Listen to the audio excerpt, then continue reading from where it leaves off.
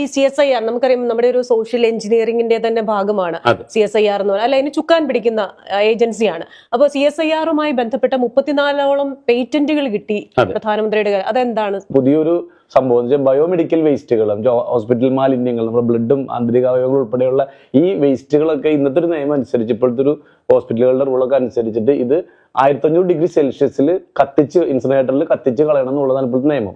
ഇതിങ്ങനെയൊക്കെ പറയുന്നുണ്ടെങ്കിലും ഇത് നടപ്പിലാക്കുന്നുണ്ടോ എന്നുള്ളത് വളരെ ചെറിയൊരു ശതമാനം മാത്രമേ നടപ്പിലാവുന്നുള്ളൂ. ബാക്കിയുള്ള വേസ്റ്റുകളെല്ലാം തന്നെ ഇനി കത്തിച്ചാൽ തന്നെ ഇത് അന്തരീക്ഷത്തിൽ ഉണ്ടാക്കുന്ന മലിനീകരണം, മറ്റു ആഗോളതാപന പ്രശ്നങ്ങളൊക്കെ വേറെ ഉണ്ടെങ്കിലും അതുപോലും മര്യാദക്ക് നടക്കുന്നില്ല.